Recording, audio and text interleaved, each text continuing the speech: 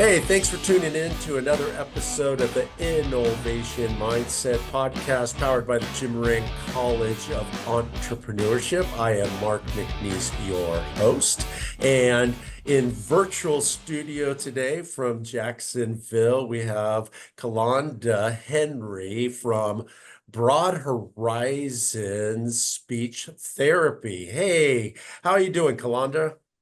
I'm doing great. It's a pleasure to be here. Thank you so much for having me. How's the weather in Jacksonville today? The weather is surprisingly nice. It's pretty warm, so no rain today, which is unbelievable. But I should not say that because usually when I say it's not raining, it starts to rain. So tell us a little bit about your upbringing, what state, what city you originally from. Did you have entrepreneurship modeled for you? Were your mom or your dad entrepreneurs? Tell us a little bit about your background. So I am originally from Jacksonville, and I moved away for my undergraduate degree to attend the University of Central Florida, where I got an undergraduate in communication sciences and disorders. And then after that, I decided to return home because I received a job offer in Jacksonville, actually working for the school board that I graduated from. So that Okay. was interesting to return back to my roots to a sense.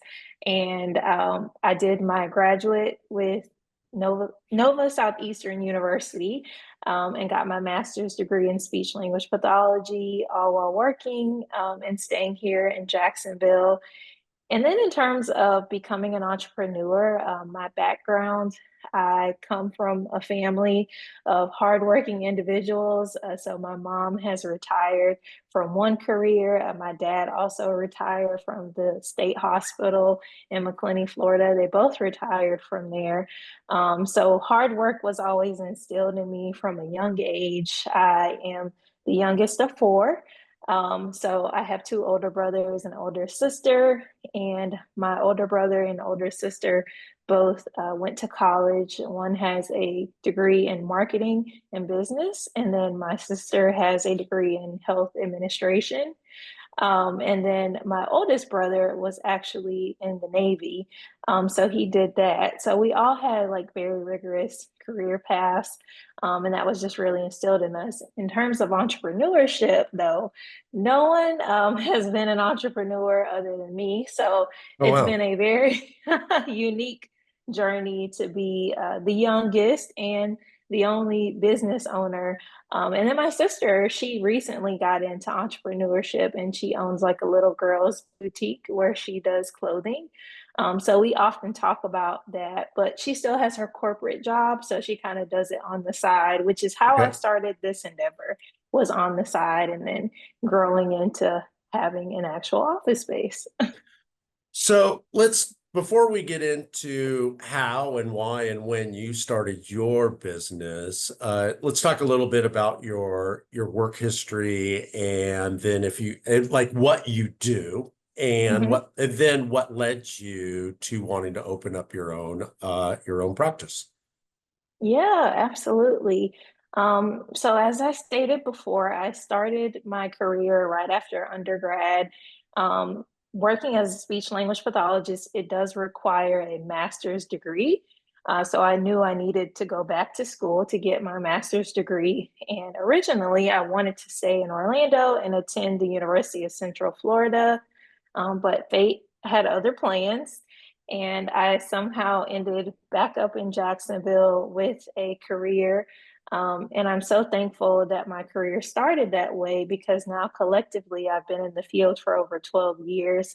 I was able to start my career path directly after undergrad and really get a grasp of what I was going to be doing in my career. So that was instrumental for me, like going through graduate school, having actual live hands-on event of how I would be performing my work while I was learning through my master's program. So that was very, very powerful for me. I stayed in Duval County working up until about 2017. And then I transitioned into working into a private practice that I had actually interned for while I was in graduate school. And I had kind of always known that I wanted to start a private practice, but that was my first, I guess, engagement with working with one and seeing things from behind the scenes. So that's kind of how my career path has been. I've always worked with children. I've always loved pediatrics. As a kid, I wanted to be a pediatrician. Like I've always just had a strong will for working with kids, being around kids, like making them laugh, smile. So that's always been something that I've enjoyed, and I always knew that I wanted to work with children. So what kind of, and forgive me, I don't know probably the proper way to ask this, but I guess issues that children have with their speech. What are some of those issues? And especially, I guess, for anybody that's listening to this, when is it time to go and see someone like you? Yeah, absolutely. So speech language pathology, we study all of the sciences and disorders as they're related to and the etiologies of speech and language components. So speech and language are two separate things, which oftentimes people introduce us as speech therapists because Okay. that's the common one that people hear, misarticulation, a child who is substituting a specific sound. So instead of rabbit, they're saying wabbit. You might have grown up with someone who has a stutter. Those are the common things that you think about when people think speech therapist. But on the Hmm. other side of that, there's language development. Language develops in two broad areas of receptive and expressive. So, our ability to understand information, but also how we output information to comment, give our consensus on how we feel about things. So those are really big areas. And knowing the difference between the two is really the involvement. And so now we've had our field continues to grow with social development, social skills we work on, and then a really big area is feeding and swallowing. So children who are having a difficult time, moving from different food variations. So moving from a bottle feed to actually now eating table food and handling those different consistencies while also doing so safely and protecting their airway. So those are all things that we do. And in terms of when you need to seek out a speech language pathologist, we work very heavily in the area of early intervention, especially in my practice. And that is the ages of 1 to 3. So those are the most influential times in a child's life that this is a critical period for them because by the age of 3, 85% of their language has been developed.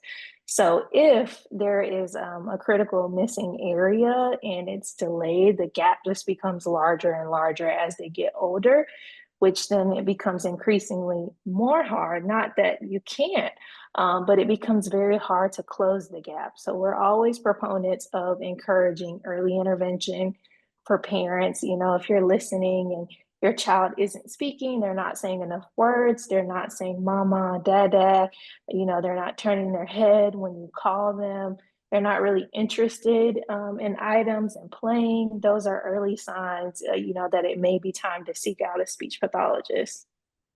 Interesting. So if what is are there root causes? Is it environmental or say with the wabbit? Uh like what would cause a child to say wabbit and not hit that R a little bit harder and say rabbit? So, in terms of speech sound development, there are certain ages to where a child has, ability to actually acquire a skill. So, we always look at that first. So, when a child is learning to speak, especially when they're 1 and 2 years old, you will hear a lot of those sound errors because they Right. are learning and developing.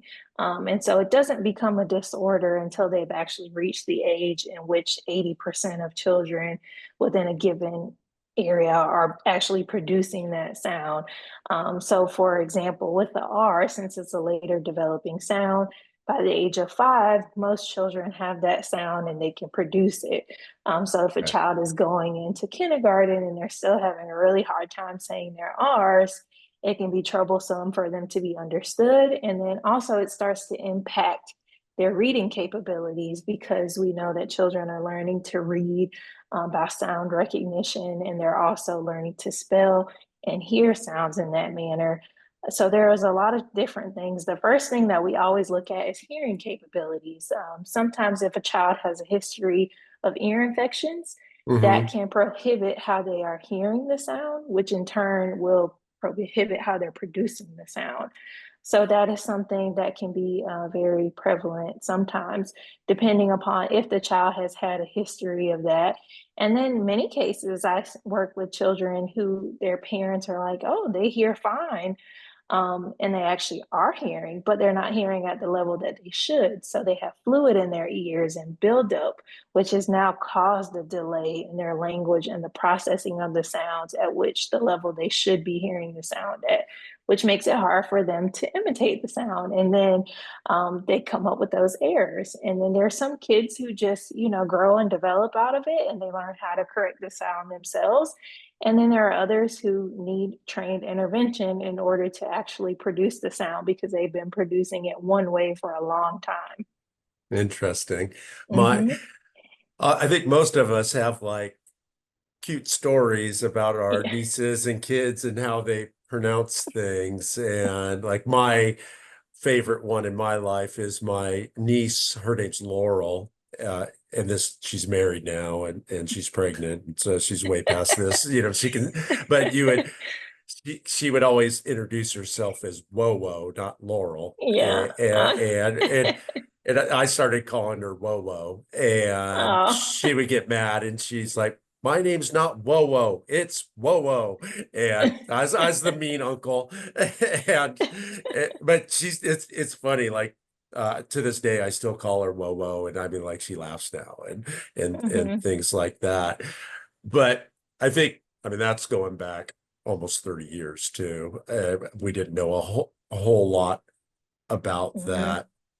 Um, so that's interesting. So when you hear a story like that, as far as like not being able, like doing a whoa versus a laurel, and she was like two, Hmm. at Hmm. what point would that become a concern? So at that point, still at 2, that's pretty early developing. So it's later when the child gets in that 4 to 5 age range that we'll see a lot of those sounds correct themselves. There are a lot of what we call phonological processes, and those typically remediate themselves by 3.5, 4 years of age, where children frequently do substitutions. So instead of cat, they might say tat. Instead of light, they would say white. So those are Yeah, the things that we expect to hear during those ages. And a lot of that comes with, parents imitating, reading words. And then also too, we want to be careful to not like overcorrect too much, because then it can kind of cause them to shut down and not right, speak. And then as they get older, especially when they have other peers around, they start to notice like, oh, I speak differently than other people. And they get frustrated because no one understands them. right. So those are the things that we definitely try to avoid. But definitely by the time a child hits kindergarten, they should be 90 to 100% intelligible, meaning anyone who That's talks to that child can understand them right. without, context or visuals. Okay, interesting. Is that a common Mm-hmm. one, a T sound for a C, like tat for cat? Mm-hmm. Yes, yes. Yeah, my daughter used to say Tookie. Uh, Yeah, yeah, she grew out of that, but yeah. interesting. So on the other side, a stutter, Hmm. which it seems like that's less common than it used to be, but I mean you see it all the time. Like, is this something that ebbs and flows? What causes a stutter? So I'm glad that we're talking about stuttering. This is an area that I'm very passionate about. It's one of my favorite niches to treat. I absolutely love stuttering. I have a lot of stuttering clients. And the first thing that I always teach all of my stuttering clients is that there is no known cause or cure for stuttering. So there are Interesting. things that it can, come secondary with or accompany something, but that is not the direct root cause. In terms of prevalence, what will increase it? There are many factors. So stuttering is more common in boys than it is in girls. It's also more common if you have a direct family member who had a history of stuttering. So whether it's mom, dad, aunt, uncle, someone in the direct family, that just increases the likelihood that a child will also have a stutter. So in most cases, most of the children that I've had the opportunity to work with, that has happened. And sometimes it comes out, during therapy that they learn and they're like, I never knew that, that their parents reveal, yeah, I had to go and see a speech therapist when I was young because I stuttered a lot and I still do now, but not as much as I did as a child. And then we talk a lot about famous people who stutter that many people are not aware of. And then also like the social emotional factors that go along with stuttering, because that's really a big portion of what we work on is kind of, you know, breaking down those myths and things that people believe about stuttering, but it's really not true. And then just being able to advocate and educate in terms of stuttering. Does stuttering emerge because of anxiety, or is it not known? It's not known, that's not the direct cause of it, but it can increase during times if a person is anxious, but it's not the why, Okay. So sometimes if someone is stuttering, it's not directly like, oh, they're anxious, they're nervous, they just need to slow down, their brain is just moving too fast. That's often something that my clients that I work with, they're very frustrated by because they're like, I know what I want to say, but yet people say all of these things to me, like, oh, you need to slow down. And it's just because you don't have your thoughts and you can't think about what you want to say. And they're like, that's the most frustrating thing is like having all this information. And they're like, it's just the way that I talk. So there's nothing that's causing this. I'm not nervous. I'm literally just having a conversation with you, someone that I'm comfortable with, and I'm stuttering. So I think that that's definitely like breaking down those barriers can definitely be important. But we can see like with different types of disorders, there can definitely be stuttering that accompany that disorder. Interesting. Is it true that you can't stutter and sing at the same time? Have you heard that? Yes. Is And that's a great thing that we talk about in therapy because airflow production is such a big thing when we're working on a lot of the strategies. And the unique thing about singing is like you really have to have control of the airflow. So even many individuals who stutter and who are famous. So you've got like Ed Sheeran, you've got rappers like Kendrick Lamar, and they have a lot of historical backgrounds in music, and that's where they found like their area of refuge because they were able to empower themselves through music because it was something they could control. So Kendrick Lamar is known for rapping at a very rapid pace, and right. so he talks about his journey with that. And then Ed Sheeran, because he has great vocals and able to control his voice in a manner, and those things you really need airflow in order to sing at different pitches and tones. So it's cool that, yeah, most individuals who stutter do not stutter when they're singing, rapping, and doing those things. That's interesting. I've always heard that, but I've never had actually somebody qualified to answer the question. And I always thought it was kind of interesting. It's like you stutter, but you don't stutter when you sing. That's interesting. Right, So, oh, right. that's cool. So, uh, I remember the movie, I think it was called The King's Speech. Uh, Yep. who was that movie about? It was about a speech King that, do you remember? King Henry. King King Henry, Henry. and Yeah. he had a stutter, right? And he had a big Mm-hmm. speech he needed to do. That Yep. the process to prepare him, like as a speech therapist, were you watching it going like, oh no, or like it was good, Yeah. or Yeah. Well, actually, we had to, in undergraduate, we talked about like how um, speech and language disorders are portrayed in media. And Oh, so that okay. class was all about like the stigma that comes behind having a speech impediment. And we know like earlier on throughout society, stuttering and different types of speech impediments were always made into humor. So by nature, that became how people responded to individuals who had a stuttering capacity. So watching those techniques, they're very dated, Yeah, I would imagine. but a lot of them are similar to the time age, and then even looking back from the 60s and 70s. And I know like the former Joe Biden, like when he talks about his um, journey with stuttering, the same Right. thing. He says, I grew up in a very strict community. And so I would just have to stand there and say it so many times. And like the nuns would tell me over and over, like, say it, say it, say it, say it. And so that did more harm than good. And so that's just how things were done then, because there was just like no rules and methods of how can we accurately help individuals. So yeah, it's very interesting to watch that as a speech pathologist and see how things are definitely changed in our intervention tools. Was there ever any kind of like thought that it was like I'm talking about like ancient times, like how I guess how was a stutter or something like that portrayed or thought about in pre-modern medicine? Or do you know?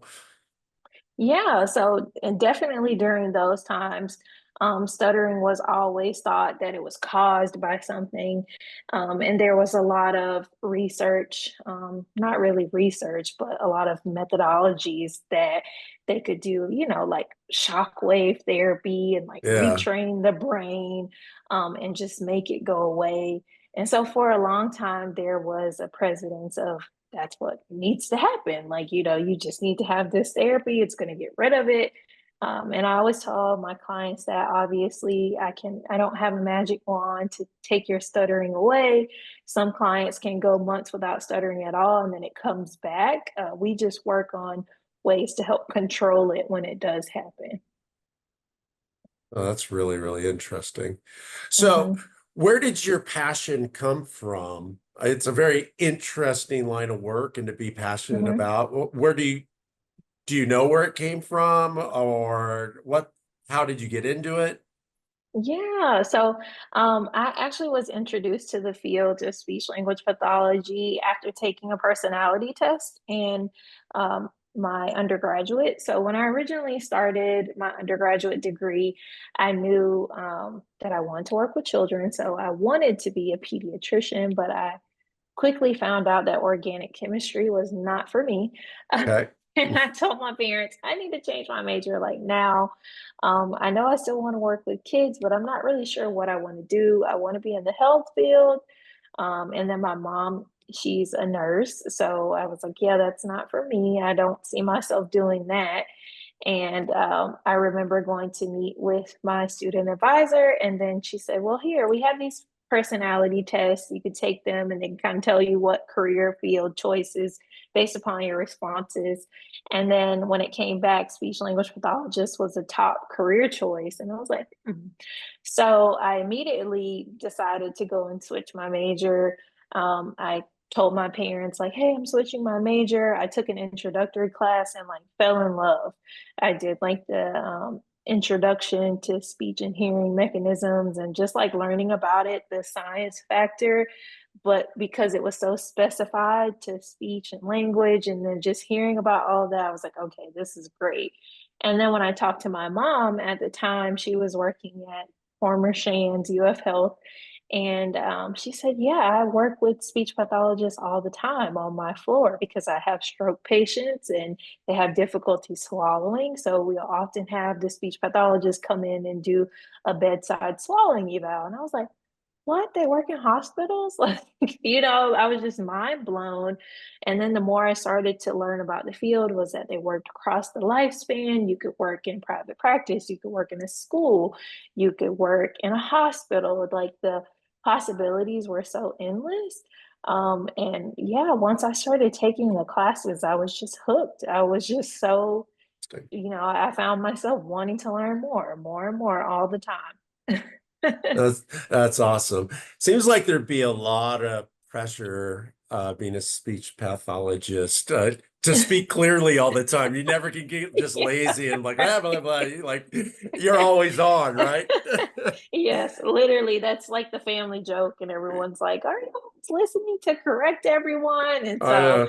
yeah, but no, no, no. When we get home, we actually turn it off, and I think that's the Okay. funny thing because people are like, "You talk all day for a living," and then when you get home, you're like, "Please, just 5 minutes of me not talking. I've talked Right. all day." Yeah. I want to, I don't want to enunciate. Right, So right. Not now, not now. that, that's funny. So when did you go out on your own? When did you start your practice? So I started the company in 2019. At Okay. that point, I was still working as a school-based contractor. And I just had so many people telling me, like, yeah, you should really, have you ever considered like going off on your own? And it was always something that I wanted to do. So, yes, I had thought about it, but really, like, not coming from a family of entrepreneurs. I'm like, I know Right. nothing about business. I don't know how to start a business. And then I had one of my high school friends who reached out to me and she said, I know you're a speech pathologist. Like, I just need you to see my daughter. Like, you please don't say no. I don't want to take her to anyone else. And that's kind of where it started. Like, it Okay. took me saying yes to the one client. I started to see her, and then the word got out, and I started doing more and more home visits. And then working with the early intervention agency through the state, and I was seeing clients in that manner as well. And then 2020 came along. I was still working in the schools, but just preparing myself. I'm like, okay, this after this school year, and I would tell my colleagues, I'm like, this is it. I'm working on my business and I'm not coming back. So maybe I spoke it into existence because spring break happened in 2020 and we never went back. Yeah. We literally left and we did not go back. So at that point, I was working from home. My son was 2 years old, had just turned two, so I was working on potty training. Everything was closed.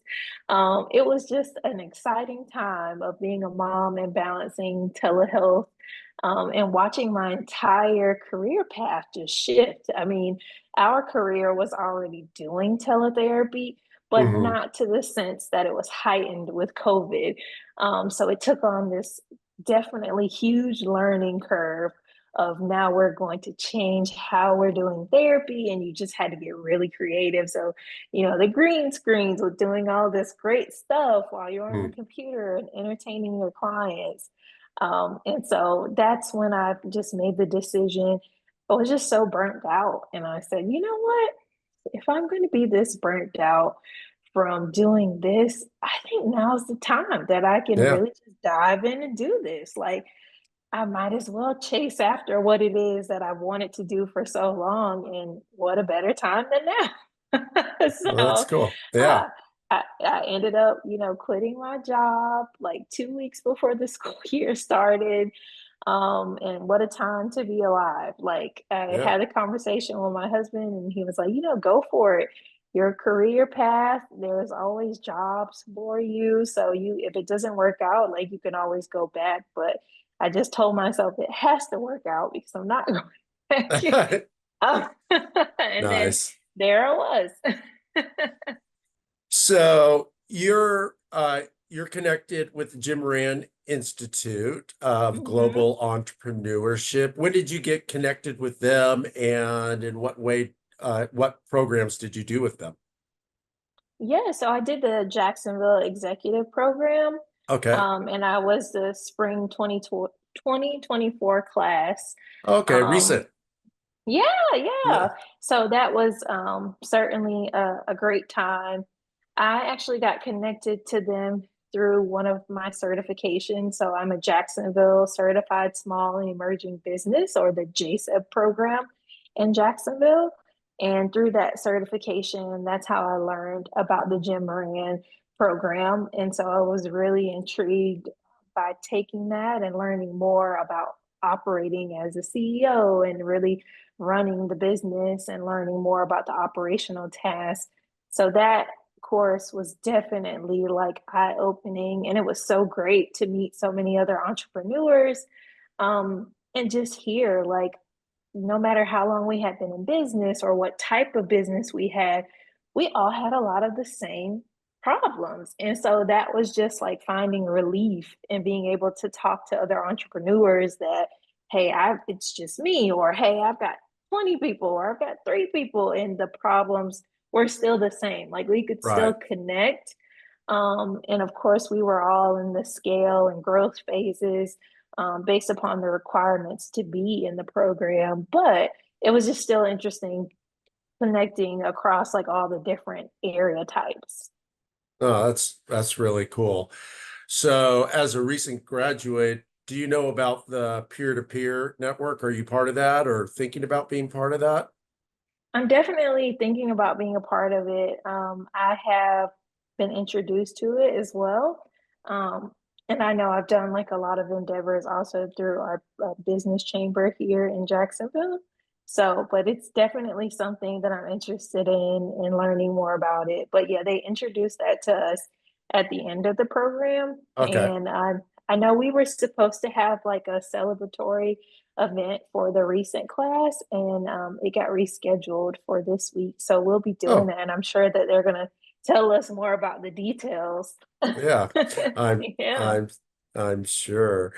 So, um, so that's really interesting. And at the end of the podcast, I always ask my guest a question. If you could tell yourself one thing before you started the business that would help you run your business or grow your business, what would you have told yourself, or what would you tell yourself, your younger self? Yes. Um, I think this has always been like a running thing, and I was thinking about this a lot, but I think a question that I would ask myself is like, why do I want to start this business? And am I prepared for the challenges and sacrifices to see it through? Um, because the more that I learned about entrepreneurship, whether you're small or big, there are so many challenges. And often there's this persona that, okay, you're the CEO of a company, you're an entrepreneur, so you have it all, you know? But oftentimes there's so many things like running through our mind, where hey, am I going to make payroll? Like, I have this HR situation, this workers' comp claim coming through, and you're being pulled in so many different directions. And then you get into this realm of like, hey, I'm really, really great at my job as a therapist, but let me one up you and also add on nothing about business, not having a background in business, and really learning on the fly, but then also challenging yourself to be in the rooms and be in environments to where you can learn that information. And so I know as a speech pathologist, we aren't really equipped when it comes to, private practice. We may get a glimpse of it in our programs, but it's very minimal. And so just the structure and having that background of business is totally different. So I really had to make a commitment to put myself in a room, with people who knew about business, who wanted to talk business because it taught me so much more. So even, starting to attend things at the chamber and learning about business structure, and how do you build a sustainable business. So, well, that is a good word. Well, I appreciate you spending the time with us and Yeah. sharing your journey, your entrepreneurial journey with us. It's really interesting. I really appreciate it. Yeah. Thanks for asking me all those hard questions. Oh, hopefully they're fun questions. They are, there Uh, are. Like I uh, always love to answer the stuff mm, about stuttering because I don't really get those questions a lot. So it's uh, great to answer that. well, good. Well, I don't get to ask about stuttering very often, so it was great. So, well, cool. Well, thank you. And thank you for tuning in to another magnificent episode of the InNOLEvation Mindset Podcast, powered by the Jim Moran College of Entrepreneurship. Hey, do us a favor, if you liked this episode, be sure to give it a like and share it with some friends. Also, be sure to hit that subscribe button so you never miss another episode.